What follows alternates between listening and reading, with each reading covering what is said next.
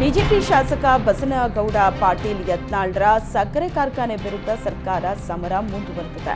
ಕಲಬುರಗಿ ಜಿಲ್ಲೆ ಚಿಂಚೋಳಿಯಲ್ಲಿರೋ ಸಿದ್ದಶ್ರೀ ಸಕ್ಕರೆ ಮತ್ತು ಎಥೆನಾಲ್ ಕಾರ್ಖಾನೆ ವಿರುದ್ಧ ಕ್ರಿಮಿನಲ್ ಕೇಸ್ ದಾಖಲಿಸಲಾಗಿದೆ. ಚಿಂಚೋಳಿ ಕೋರ್ಟ್ನಲ್ಲಿ ಕ್ರಿಮಿನಲ್ ದಾವೆ ಹೂಡಿರೋ ಮಾಲಿನ್ಯ ನಿಯಂತ್ರಣ ಮಂಡಳಿ ಸಿದ್ದಶ್ರೀ ಕಾರ್ಖಾನೆ ಆರಂಭಿಸುವುದಕ್ಕೆ ಸರ್ಕಾರದ ಪರವಾನಗಿಯನ್ನೇ ಪಡೆದುಕೊಂಡಿಲ್ಲ. ಅಲ್ಲದೆ ವಾಟರ್ ಆಕ್ಟ್ ಉಲ್ಲಂಘನೆ ಮಾಡಿ ಪರಿಸರ ನಾಶಕ್ಕೆ ಕಾರಣವಾಗುತ್ತದೆ ಅಂತ ಆರೋಪಿಸಿದೆ. ಈಗಾಗಲೇ ಮಾಲಿನ್ಯ ನಿಯಂತ್ರಣ ಮಂಡಳಿ ಈ ಕಾರ್ಖಾನೆಗೆ ಬೀಗ ಜಡಿಯೋದಕ್ಕೆ ನಿರ್ದೇಶಿಸಿತ್ತು.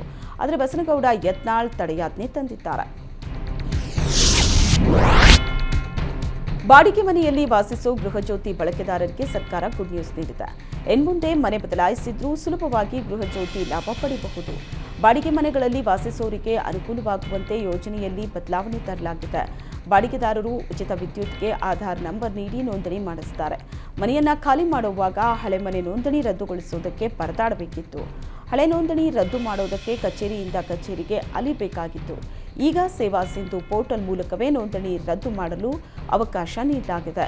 ಹೊಸ ಬಾಡಿಗೆ ಮನೆಗೆ ಸುಲಭವಾಗಿ ನೋಂದಣಿ ಮಾಡಿಕೊಂಡು ಸೌಲಭ್ಯ ಒದಗಿಸಿದ್ದು, ಇದಕ್ಕಾಗಿ ಅನುಕೂಲವಾಗುವುದಕ್ಕೆ ಇಂಧನ ಇಲಾಖೆ ಡಿ ಲಿಂಕ್ ಅವಕಾಶವನ್ನ ಮಾಡಿಕೊಟ್ಟಿದೆ.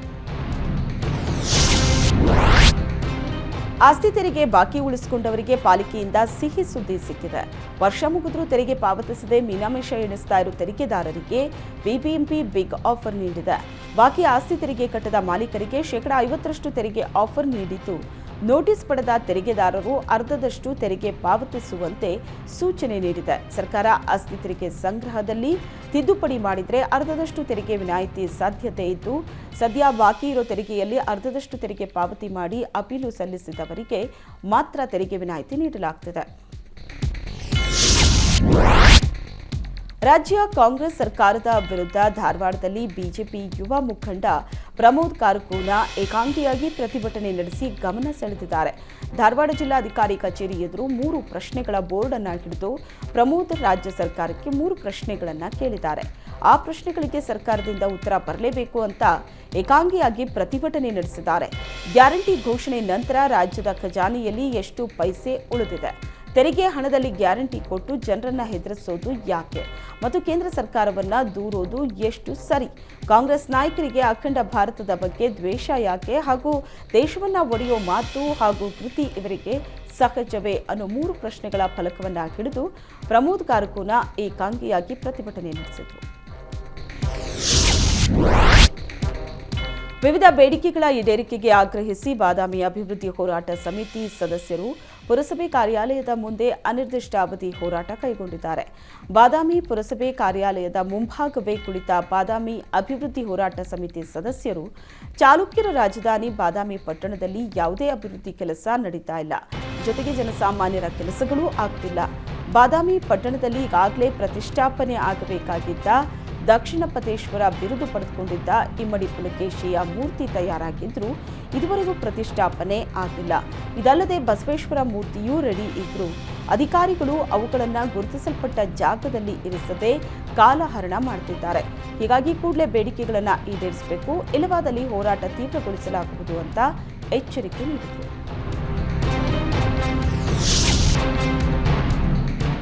ರಾಜ್ಯಾದ್ಯಂತ ಹುಕ್ಕಾ ಉತ್ಪನ್ನಗಳ ಮಾರಾಟ, ಸೇವನೆ ಹಾಗೂ ಹುಕ್ಕಾ ಉತ್ಪನ್ನಗಳ ಪರ ಜಾಹೀರಾತು, ಸೇವನೆಗೆ ಪ್ರಚೋದನೆ ಮತ್ತು ಸಂಗ್ರಹಣೆಯನ್ನ ನಿಷೇಧಿಸಿ ಆರೋಗ್ಯ ಇಲಾಖೆ ಆದೇಶ ಹೊರಡಿಸಿದೆ. ತಂಬಾಕು ಅಥವಾ ನಿಕೋಟಿನ್ ಒಳಗೊಂಡ ಹುಕ್ಕಾ, ನಿಕೋಟಿನ್ ರಹಿತ ಹಾಗೂ ತಂಬಾಕು ರಹಿತ ಹುಕ್ಕಾ, ಮೊಲಾಸಿಸ್, ಶಿಶಾ ಒಳಗೊಂಡ ಹುಕ್ಕಾಗಳನ್ನು ನಿಷೇಧಿಸಲಾಗಿದೆ. ಕರ್ನಾಟಕದಲ್ಲಿ ಶೇಕಡಾ 22.8% ವಯಸ್ಕರು ತಂಬಾಕು ಉತ್ಪನ್ನ ಸೇವಿಸುತ್ತಿದ್ದಾರೆ. ಈ ಪೈಕಿ ಶೇಕಡಾ 8.8% ಮಂದಿ ಧೂಮಪಾನಿಗಳಾಗಿದ್ದಾರೆ. ಕರ್ನಾಟಕದಲ್ಲಿ ಶೇಕಡಾ 22.9% ವಯಸ್ಕರು ಸಾರ್ವಜನಿಕ ಸ್ಥಳಗಳಲ್ಲಿ ಪರೋಕ್ಷ ಧೂಮಪಾನಕ್ಕೆ ಒಳಗಾಗುತ್ತಿದ್ದಾರೆ. ಸಾರ್ವಜನಿಕರ ಆರೋಗ್ಯ ಕಾಪಾಡುವುದಕ್ಕೆ ಸಂವಿಧಾನದ 47ನೇ ವಿಧಿಯಲ್ಲಿ ಸರ್ಕಾರಕ್ಕೆ ಲಭ್ಯವಿರುವ ಅಧಿಕಾರವನ್ನು ಬಳಸಿ ಈ ಆದೇಶ ಹೊರಡಿಸಲಾಗಿದೆ. ಚಾಮರಾಜನಗರ ಜಿಲ್ಲೆಯ ಉಮ್ಮತ್ತೂರು ಗ್ರಾಮದ ಉರುಕಾತೇಶ್ವರಿ ದೇವಾಲಯದಲ್ಲಿ ಆಡಳಿತದ ಚುಕ್ಕಾಣಿ ಸಂಬಂಧ ವಿವಾದ ತಲೆದೋರಿದೆ. ಇದರಿಂದ ದೇಗುಲದ ಬಾಗಿಲು ಮುಚ್ಚಲಾಗಿದ್ದು, ದೇವಿಯ ದರ್ಶನ ಸಿಗದೆ ಭಕ್ತರು ನಿರಾಶರಾಗಿದ್ದಾರೆ. ಮುಂಜಾಗ್ರತಾ ಕ್ರಮವಾಗಿ ಗ್ರಾಮದಲ್ಲಿ ಬಿಗಿ ಪೊಲೀಸ್ ಬಂದೋಬಸ್ತನ್ನ ಮಾಡಲಾಗಿದೆ. ಉರುಕಾತೇಶ್ವರಿ ಸಹಸ್ರಾರು ಭಕ್ತರ ಆರಾಧ್ಯ ದೇವತೆಯಾಗಿದ್ದು, ರಾಜ್ಯದ ವಿವಿಧ ಭಾಗ ಹಾಗೂ ನೆರೆಯ ತಮಿಳುನಾಡಿನಿಂದ ಇಲ್ಲಿಗೆ ಭಕ್ತರು ಬರ್ತಾರೆ. ದೇವಾಲಯದ ಆಡಳಿತದ ಬಗ್ಗೆ ಗ್ರಾಮದ ಎರಡು ಗುಂಪುಗಳ ನಡುವೆ ಮೊದಲಿನಿಂದಲೂ ವಿವಾದ ನಡೀತಾ ಇದ್ದು, ನ್ಯಾಯಾಲಯದ ಮೆಟ್ಟಿಲೇರಿರೋ ಒಂದು ಗುಂಪು ಟ್ರಸ್ಟ್ ರಚಿಸಿಕೊಂಡು ದೇವಾಲಯ ನಿರ್ವಹಣೆಗೆ ಮುಂದಾಗಿದೆ. ಆದರೆ ಇನ್ನೊಂದು ಗುಂಪು ಇದನ್ನು ಮೊದಲಿನಿಂದಲೇ ವಿರೋಧಿಸಿತ್ತು. ಟ್ರಸ್ಟ್ಗೆ ದೇವಾಲಯದ ಆಡಳಿತ ನೀಡುವುದು ಬೇಡ, ಇದನ್ನ ಮುಜರಾಯಿ ಇಲಾಖೆ ವಶಕ್ಕೆ ಪಡಿಬೇಕು ಅಂತ ಒತ್ತಾಯ ಕೇಳಿಬಂದಿದೆ. ರಾಮಮಂದಿರ ಉದ್ಘಾಟನೆ ನಂತರ ದೇಶದ ಎಲ್ಲೆಡೆಯಿಂದ ಅಯೋಧ್ಯೆಗೆ ಜನ ಆಗಮಿಸ್ತಾ ಇದ್ದಾರೆ. ಚಿಕ್ಕಮಗಳೂರು ಜಿಲ್ಲೆಯಿಂದಲೂ 400 ಜನ ಬಿಜೆಪಿ ಕಾರ್ಯಕರ್ತರು ವಿಶೇಷ ರೈಲಿನಲ್ಲಿ ಅಯೋಧ್ಯೆಗೆ ಹೊರಟಿದ್ದಾರೆ. ರಾಮಮಂದಿರ ವೀಕ್ಷಣೆಗೆ ಜಿಲ್ಲೆಯಿಂದ 400ಕ್ಕೂ ಹೆಚ್ಚು ಬಿಜೆಪಿ ಕಾರ್ಯಕರ್ತರು ವಿಶೇಷ ರೈಲಿನ ಮೂಲಕ ಕಡೂರಿನಿಂದ ಪ್ರಯಾಣ ಬೆಳೆಸಿದರು. ತುಮಕೂರು, ಚಿತ್ರದುರ್ಗ, ಚಿಕ್ಕಮಗಳೂರು 3 ಜಿಲ್ಲೆಯ ಬಿಜೆಪಿಯ ಸಾವಿರಾರು ಕಾರ್ಯಕರ್ತರು ಕಡೂರು ರೈಲು ನಿಲ್ದಾಣದಿಂದ ಹೊರಟ ವೇಳೆ ಕಡೂರು ಮಾಜಿ ಶಾಸಕ ಬೆಳ್ಳಿ ಪ್ರಕಾಶ್ ಕಾರ್ಯಕರ್ತರನ್ನ ಬೀಳ್ಕೊಟ್ರು. ಚಿಕ್ಕಮಗಳೂರಿನಲ್ಲಿ ಕಾನೂನು ಸೇವೆಗಳ ಪ್ರಾಧಿಕಾರ ಜಿಲ್ಲಾಡಳಿತ ವತಿಯಿಂದ ಗುಲಾಬಿ ಅಭಿಯಾನ ಜಾಥಾಕ್ಕೆ ಚಾಲನೆ ನೀಡಿದರು. ಇದೇ ವೇಳೆ ಮಾತನಾಡಿದ ಜಿಲ್ಲಾಧಿಕಾರಿ ಮೀನಾ ನಾಗರಾಜ್, ಸಂಸ್ಥೆಗಳ 100 ಮೀಟರ್ ವ್ಯಾಪ್ತಿಯಲ್ಲಿ ಯಾವುದೇ ರೀತಿಯಾದ ತಂಬಾಕು ಉತ್ಪನ್ನ ಮಾರಾಟ ಮಾಡುವಂತಿಲ್ಲ ಅಂದರು. ಯುವಕರು ಹೆಚ್ಚು ತಂಬಾಕು ಸೇವನೆ ಮಾಡುತ್ತಿದ್ದು ದುಶ್ಚಟಗಳಿಗೆ ಬಲಿಯಾಗ್ತಿದ್ದಾರೆ. ವಿದ್ಯಾರ್ಥಿಗಳು ತಂಬಾಕು ಸೇವನೆಯಿಂದ ದೂರ ಇರುವಂತೆ ಮನವಿ ಮಾಡಿದರು. ಗುಲಾಬಿ ಅಭಿಯಾನದ ಹಿನ್ನೆಲೆ ಶಾಲಾ, ಕಾಲೇಜು, ವಿವಿಧ ಸಂಘ ಸಂಸ್ಥೆಗಳ ಕಾರ್ಯಕರ್ತರು ನಗರದ ಪ್ರಮುಖ ರಸ್ತೆಗಳಲ್ಲಿ ಜಾಥಾ ನಡೆಸಿದರು. ಚಿಕ್ಕಮಗಳೂರು ಜಿಲ್ಲೆಯ ಬೀರೂರು ಹೋಬಳಿ ಹೊಗರೇಹಳ್ಳಿ ಗ್ರಾಮದ ಮನೆಯಲ್ಲಿ ಕಳ್ಳತನ ಮಾಡಿದ ಆರೋಪಿಯನ್ನ ಪೊಲೀಸರು ಬಂಧಿಸಿದ್ದಾರೆ. ಇನ್ನು ಆರೋಪಿ ಬಳಿ ಇದ್ದ 20 ಲಕ್ಷ ಮೌಲ್ಯದ ಚಿನ್ನಾಭರಣವನ್ನ ವಶಪಡಿಸಿಕೊಂಡಿದ್ದಾರೆ. ಹೊಗರೇಹಳ್ಳಿ ಗ್ರಾಮದ ಕುಮಾರ್ ಅಲಿಯಾಸ್ ಕುಮ್ಮಿ ಬಂಧಿತ ಆರೋಪಿಯಾಗಿದ್ದು 2 ಚಿನ್ನದ ಉಂಗುರ, ಚಿನ್ನದ ಜುಮುಕಿ ಓಲೆಗಳನ್ನು ವಶಪಡಿಸಿಕೊಳ್ಳಲಾಯಿತು.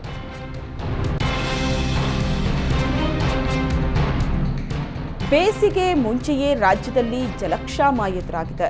ಇಷ್ಟು ದಿನ ಬೆಳೆಗಳಿಗೆ ನೀರು ಪೂರೈಸೋದಕ್ಕೆ ಪರದಾಡ್ತಾ ಇದ್ದ ರೈತರಿಗೆ ಇದೀಗ ಕುಡಿಯೋ ನೀರಿನ ಹಾಹಾಕಾರ ಬಂದಿದೆ. ದಾವಣಗೆರೆ ತಾಲೂಕಿನ ನಲ್ಕುಂದ ಗ್ರಾಮದಲ್ಲಿ ನೀರಿಗಾಗಿ ಇಡೀ ಗ್ರಾಮದ ಜನರು ನರಕ ಯಾತನೆ ಅನುಭವಿಸ್ತಾ ಇದ್ದಾರೆ. ಸರಿಸುಮಾರು 2,000ಕ್ಕಿಂತ ಹೆಚ್ಚು ಜನಸಂಖ್ಯೆ ಇರೋ ನಲ್ಕುಂದ ಗ್ರಾಮದಲ್ಲಿ ಕುಡಿಯೋ ನೀರಿಗೆ ಹಾಹಾಕಾರ ಉಂಟಾಗಿದೆ. ಬಹುತೇಕ ಕೂಲಿ ಕಾರ್ಮಿಕರು ಹಾಗೂ ರೈತಾಪಿ ವರ್ಗ ವಾಸಿಸೋ ಗ್ರಾಮದಲ್ಲಿ ಕುಡಿಯೋ ನೀರಿಗಾಗಿ ನಿತ್ಯ 2-3 ಕಿಲೋಮೀಟರ್ ದೂರ ನಡೆದು ನೀರನ್ನು ತರಬೇಕಾಗಿದೆ. ನೀರು ಸರಬರಾಜು ಮಾಡೋ ಗ್ರಾಮ ಪಂಚಾಯತ್ ಅಧಿಕಾರಿಗಳು ಕೂಡ ನೀರು ಪೂರೈಸೋದಕ್ಕೆ ವಿಫಲರಾಗಿದ್ದು ಗ್ರಾಮಸ್ಥರು ನೀರಿಗಾಗಿ ಪ್ರತಿಭಟನೆ ನಡೆಸುತ್ತಿದ್ದಾರೆ. ಕೋಲಾರ ಜಿಲ್ಲೆಯ ಬಂಗಾರಪೇಟೆ ಪಟ್ಟಣದ ಬಸ್ ನಿಲ್ದಾಣದ ಬಳಿ ಭಾರತ್ ಅಕ್ಕಿ ಪಡೆಯೋದಕ್ಕೆ ಜನರು ಮುಗಿಬಿದ್ದಿದ್ರು. 10 ಕೆಜಿ ತೂಕದ ಬ್ಯಾಗ್ಗಳನ್ನು ಕ್ಯಾಂಟರ್ ವಾಹನದಲ್ಲಿ ತುಂಬಿಕೊಂಡು ಬಂದು ಮಾರಾಟ ಮಾಡಲಾಗ್ತಿತ್ತು. ಈ ವೇಳೆ ನೋಡುತ್ತಲೇ ಭಾರತ್ ಅಕ್ಕಿ ಪಡೆಯೋದಕ್ಕೆ ಜನರ ತಾ ಮುಂದು ನಾ ಮುಂದು ಅಂತ ಮುಗಿಬಿದ್ರು. ಕೆಲವೇ ಕ್ಷಣಗಳಲ್ಲಿ ಕ್ಯಾಂಟರ್ ಖಾಲಿಯಾಗಿದ್ದು ಒಬ್ಬೊಬ್ಬರು 2-3 ಬ್ಯಾಗ್ ಅಕ್ಕಿ ಖರೀದಿ ಮಾಡಿದ್ರು. ಗುಡಿಸಲಲ್ಲೇ ಬದುಕ್ತಾ ಇದ್ದ ಆದಿವಾಸಿ ಕುಟುಂಬಕ್ಕೆ ತಾಲೂಕು ಪಂಚಾಯಿತಿ ಮಾಜಿ ಸದಸ್ಯರೊಬ್ಬರು ತಮ್ಮ ಸ್ವಂತ ಖರ್ಚಲ್ಲಿ 4 ಕೊಠಡಿಗಳ ಹೊಸ ಮನೆ ನಿರ್ಮಿಸಿಕೊಟ್ಟು ಮಾನವೀಯತೆ ಮೆರೆದಿದ್ದಾರೆ. ಕೊಡಗು ಜಿಲ್ಲೆ ವಿರಾಜಪೇಟೆ ತಾಲೂಕಿನ ಅರ್ಜಿ ಗ್ರಾಮದಲ್ಲಿ ಹಲವು ವರ್ಷಗಳಿಂದ ಕಾಳ ಎಂಬುವರ ಕುಟುಂಬ ಗುಡಿಸಲಲ್ಲೇ ಬದುಕನ್ನು ದೂಡ್ತಾ ಇತ್ತು.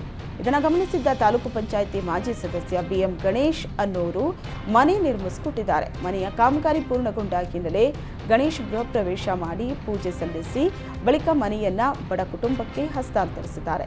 ಗಣೇಶ್ ಅವರ ಈ ಕೆಲಸಕ್ಕೆ ಎಲ್ಲರೂ ಮೆಚ್ಚುಗೆ ವ್ಯಕ್ತಪಡಿಸಿದ್ದಾರೆ. ಅಯೋಧ್ಯೆಯಲ್ಲಿ ಬಾಲರಾಮ ದೇವರಿಗೆ ಬೆಳ್ಳಿಯ ಪಲ್ಲಕ್ಕಿ ಅರ್ಪಿಸಲಾಗಿದೆ. ಶ್ರೀ ಕಾಶಿಮಠಾಧೀಶರು ತಮ್ಮ ಕರಾವಳಿಯ ಭಕ್ತರ ಮೂಲಕ ಬಾಲರಾಮ ದೇವರಿಗೆ ಈ ಪಲ್ಲಕ್ಕಿಯನ್ನ ಸಮರ್ಪಿಸಿದ್ದಾರೆ. ಈ ಪ್ರಯುಕ್ತ ನಡೆದ ಧಾರ್ಮಿಕ ಕಾರ್ಯಕ್ರಮದಲ್ಲಿ ಪೇಜಾವರ ಶ್ರೀಗಳು ನೇತೃತ್ವ ವಹಿಸಿದ್ರು. ಉಡುಪಿಯ ಪ್ರಸಿದ್ಧ ಸ್ವರ್ಣ ಜುವೆಲರ್ಸ್ ಬೆಳ್ಳಿಯ ಪಲ್ಲಕ್ಕಿ ನಿರ್ಮಾಣ ಮಾಡಿದೆ. ಇದೇ ವೇಳೆ ಉಡುಪಿಯ ಮಾಜಿ ಶಾಸಕರಾದ ರಘುಪತಿ ಭಟ್ ಅವರು ಕಾಷ್ಟಶಿಲ್ಪವನ್ನು ಒಳಗೊಂಡ ತೊಟ್ಟಿಲನ್ನ ಅರ್ಪಣೆ ಮಾಡಿದ್ದಾರೆ. 1990 ಹಾಗೂ 92ರಲ್ಲಿ ಅಯೋಧ್ಯೆ ಶ್ರೀರಾಮ ಜನ್ಮಭೂಮಿ ಹೋರಾಟದಲ್ಲಿ ಭಾಗವಹಿಸಿದ್ದ ಬೆಂಗಳೂರಿನ ಹಿರಿಯ ಕರ ಸೇವಕರೊಂದಿಗೆ ಸಂವಾದ ನಡೆಸಲಾಯಿತು.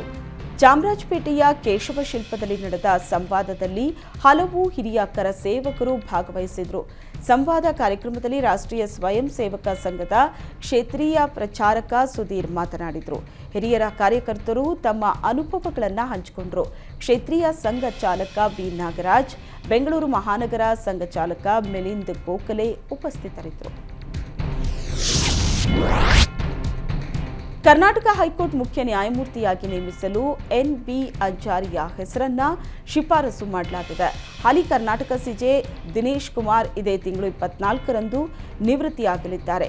ಹೀಗಾಗಿ ಗುಜರಾತ್ ಹೈಕೋರ್ಟ್ ಹಿರಿಯ ನ್ಯಾಯಮೂರ್ತಿ ಎನ್.ವಿ. ಅಂಜಾರಿ ಹೆಸರನ್ನ ಕರ್ನಾಟಕದ ಸಿಜೆ ನೇಮಕಕ್ಕೆ ಸುಪ್ರೀಂ ಕೋರ್ಟ್ ಕೊಲಿಜಿಯಂ ಕೇಂದ್ರ ಸರ್ಕಾರಕ್ಕೆ ಶಿಫಾರಸು ಮಾಡಿದೆ. ಬೈಕ್ ವೀಲಿಂಗ್ ಮಾಡಬೇಡಿ ಎಂದಿದ್ದಕ್ಕೆ ಯುವಕನಿಗೆ ಚಾಕು ಇರಿದ ಘಟನೆ ಶಿವಮೊಗ್ಗದಲ್ಲಿ ನಡೆದಿತ್ತು. ಚಾಕು ಇರಿತ ಪ್ರಕರಣ ಇಬ್ಬರು ಆರೋಪಿಗಳನ್ನ ಪೊಲೀಸರು ಬಂಧಿಸಿದ್ರು. ಕೆಲವು ಯುವಕರು ಬೈಕ್ ವೀಲಿಂಗ್ ಮಾಡಿ ಕಿರಿಕ್ ಮಾಡ್ತಾ ಇದ್ರಂತೆ. ಕಾಲೇಜು ಒಂದರಲ್ಲಿ ಕಂಪ್ಯೂಟರ್ ಆಪರೇಟರ್ ಆಗಿ ಕೆಲಸ ಮಾಡೋ ಸುಶೀಲ್ ಇದನ್ನ ಪ್ರಶ್ನಿಸಿದ್ದಾರೆ. ಇದೇ ಕಾರಣಕ್ಕೆ ಸುಶೀಲ್ ಜೊತೆ ಗಲಾಟೆ ಮಾಡಿದ 4 ಯುವಕರು ಆತನಿಗೆ ಚಾಕುವಿನಿಂದ ಇರಿದಿದ್ದಾರೆ. ಚಾಕು ಇರಿತಕ್ಕೆ ಒಳಗಾದ ಸುಶೀಲ್ ಶಿವಮೊಗ್ಗದ ಆಸ್ಪತ್ರೆಯಲ್ಲಿ ಚಿಕಿತ್ಸೆ ಪಡೆದಿದ್ದಾರೆ. ವ್ಯಾಲೆಂಟೈನ್ಸ್ ಡೇ ಹಿನ್ನೆಲೆ ನಡೀತಾ ಇರೋ ರೋಸ್ ಡೇ ಬದಲು ಅನ್ನ ಸೇವೆ ಮಾಡೋ ಮೂಲಕ ಒಂದಷ್ಟು ಯುವಕರು ಮಾದರಿಯಾಗಿದ್ದಾರೆ. ನಮ್ಮ ಕರ್ನಾಟಕ ಸೇನೆ ಯಲಹಂಕ ಯುವ ಘಟಕದ ಸದಸ್ಯರು ಗುಲಾಬಿ ಬದಲು ಊಟ ಹಂಚೋ ಮೂಲಕ ಇತರರಿಗೆ ಪ್ರೇರಣೆಯಾದರು. ಗುಲಾಬಿ ಒಣಗಿದ ಬಳಿಕ ಕಸದ ಬುಟ್ಟಿ ಸೇರುತ್ತೆ, ಬಡವರ ಹಸಿವನ್ನ ನೀಗಿಸೋಣ ಅನ್ನೋ ಟ್ಯಾಗ್ಲೈನ್ನೊಂದಿಗೆ ನಡೆದ ಅನ್ನ ಸೇವೆಯಲ್ಲಿ 10 ಯುವಕರು ಭಾಗಿಯಾಗಿದ್ದರು. ಕರ್ನಾಟಕ ಸ್ನೇಹಜೀವಿ ಚಾರಿಟೇಬಲ್ ಟ್ರಸ್ಟ್ನ ಆಶ್ರಮಕ್ಕೆ ಭೇಟಿ ನೀಡಿ ಅನ್ನದಾಸೋಹ ನಡೆಸಿದ ಯುವಕರ ಕಾರ್ಯಕ್ಕೆ ಮೆಚ್ಚುಗೆ ವ್ಯಕ್ತವಾಗಿದೆ. ಎನ್ಡಿಎ ಕೂಟಕ್ಕೆ ವಾಪಸ್ಸಾದ ಬಳಿಕ ನಿತೀಶ್ ಕುಮಾರ್ ದೆಹಲಿಯಲ್ಲಿ ಬಿಜೆಪಿ ವರಿಷ್ಠರನ್ನ ಭೇಟಿಯಾಗಿ ಮಾತುಕತೆ ನಡೆಸಿದ್ದಾರೆ. ಪ್ರಧಾನಿ ಮೋದಿ, ಬಿಜೆಪಿ ರಾಷ್ಟ್ರೀಯ ಅಧ್ಯಕ್ಷ ಜೆಪಿ ನಡ್ಡಾ ಸೇರಿದಂತೆ ಹಲವು ನಾಯಕರನ್ನ ಭೇಟಿಯಾಗಿ ಚರ್ಚಿಸಿದರು. ಬಿಜೆಪಿ ಜೊತೆಗೆ ಸೇರಿ ಬಿಹಾರದಲ್ಲಿ ಸರ್ಕಾರ ರಚಿಸಿರುವ ನಿತೀಶ್ ಕುಮಾರ್ ಹೈಕಮಾಂಡ್ ನಾಯಕರನ್ನ ಭೇಟಿಯಾಗಿ ಲೋಕಸಭೆ ಚುನಾವಣೆ ಸಿದ್ಧತೆ ಸೇರಿದಂತೆ ಹಲವು ವಿಚಾರಗಳ ಬಗ್ಗೆ ಚರ್ಚೆ ನಡೆಸಿದ್ದಾರೆ. ಉತ್ತರ ಕನ್ನಡ ಜಿಲ್ಲೆಯ ದಾಂಡೇಲಿಯ ಮಿಟ್ನಾಳ್ನಲ್ಲಿ ರೈತರಿಗೆ ಆನೆ ಕಾಟ ಹೆಚ್ಚಾಗಿದೆ. ರೈತರ ಕಬ್ಬಿನ ಗದ್ದೆಗೆ ನುಗ್ಗಿ ಪೈಪ್ಲೈನ್ಗಳನ್ನು ಪುಡಿಗಟ್ಟುತ್ತಾ ಇರುವ ಆನೆಗಳಿಂದ ರೈತರು ಹೈರಾಣಾಗ್ತಿದ್ದಾರೆ. ಆನೆ ಕಾಟದಿಂದ ಕಬ್ಬಿನ ಬೆಳೆ ಹಾಗೂ ನೀರಿನ ಪೈಪ್ಗಳು ಪುಡಿಯಾಗ್ತಿರೋದ್ರಿಂದ ರೈತರು ಕಣ್ಣೀರು ಹಾಕ್ತಿದ್ದಾರೆ. ಕಾಡಾನೆ ದಾಳಿಗೆ ಅನ್ನದಾತರು ಬೆಳೆದ ಬೆಳೆ ಕಳ್ಕೊಂಡು ಕಣ್ಣೀರು ಹಾಕ್ತಿದ್ದಾರೆ. ಇದರಿಂದ ಬೇಸತ್ತು ಅರಣ್ಯ ಇಲಾಖೆ ಹಾಗೂ ಜನಪ್ರತಿನಿಧಿಗಳಿಗೆ ದೂರು ನೀಡಿದ್ರೂ ಯಾವುದೇ ಪ್ರಯೋಜನ ಆಗ್ತಿಲ್ಲ. ಆನೆ ಕಾಟದಿಂದ ಮುಕ್ತಿ ಕೊಡಿಸುವಂತೆ ಸರ್ಕಾರದ ಬಳಿ ರೈತರು ಮನವಿ ಮಾಡುತ್ತಿದ್ದಾರೆ. ರಸ್ತೆ ಅತಿಕ್ರಮಿಸಿ ಕಟ್ಟಿದ್ದ ಅನಧಿಕೃತ ಕಟ್ಟಡಗಳ ಮಾಲೀಕರ ವಿರುದ್ಧ ಮತ್ತೆ ಬಿಬಿಎಂಪಿ ಜೆಸಿಬಿಗಳು ಘರ್ಜಿಸಿದೆ. ಬಸವನಗುಡಿಯ ಐತಿಹಾಸಿಕ ಕನ್ಸರ್ವೆನ್ಸಿ ರೋಡ್ನಲ್ಲಿ ಅಕ್ರಮವಾಗಿ ಕಟ್ಟಲಾಗಿದ್ದ ಕಟ್ಟಡಗಳನ್ನು ಬಿಬಿಎಂಪಿ ಅಧಿಕಾರಿಗಳು ತೆರವುಗೊಳಿಸಿದ್ರು. ರಸ್ತೆಗಳನ್ನು ಅತಿಕ್ರಮಿಸಿ ಜನರು ಕಟ್ಟಡಗಳನ್ನು ಕಟ್ಟಿದ್ರು.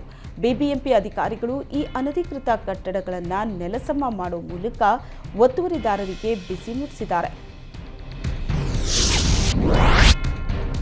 ಬೆಳಗಾವಿಯ ಕಾಂಗ್ರೆಸ್ ಭವನಕ್ಕೆ ನುಗ್ಗಿದ 27 ಬಿಜೆಪಿ ಕಾರ್ಯಕರ್ತರ ವಿರುದ್ಧ ಎಫ್ಐಆರ್ ದಾಖಲಾಗಿದೆ. ಕಾಂಗ್ರೆಸ್ ಭವನಕ್ಕೆ ಅತಿಕ್ರಮಣ ಪ್ರವೇಶ ಹಾಗೂ ಸಂಚಾರಕ್ಕೆ ಅಡ್ಡಿಪಡಿಸಿದ ಆರೋಪದಡಿ ಪ್ರಕರಣ ದಾಖಲಾಗಿದ್ದು, ಬಿಜೆಪಿ ಮಹಾನಗರ ಅಧ್ಯಕ್ಷೆ ಗೀತಾ ಸುತಾರ್, ಜಿಲ್ಲಾಧ್ಯಕ್ಷ ಸುಭಾಷ್ ಪಾಟೀಲ್, ಬಿಜೆಪಿ ಜಿಲ್ಲಾ ಪ್ರಧಾನ ಕಾರ್ಯದರ್ಶಿ ಮುರುಗೇಂದ್ರ ಗೌಡ ಪಾಟೀಲ್ ಸೇರಿ ಹಲವರ ವಿರುದ್ಧ ಕೇಸ್ ದಾಖಲಿಸಲಾಗಿದೆ. ಚೆನ್ನಮ್ಮ ವೃತ್ತದಿಂದ ಡಿಸಿ ಕಚೇರಿಯವರೆಗೂ ಪ್ರತಿಭಟನಾ ಮೆರವಣಿಗೆ ನಡೆಸಿದ್ದ ಬಿಜೆಪಿ ಬಳಿಕ ಡಿಸಿ ಕಚೇರಿಯಿಂದ ಕಾಂಗ್ರೆಸ್ ಭವನಕ್ಕೆ ತೆರಳಿ ಪ್ರತಿಭಟನೆ ನಡೆಸಿದರು.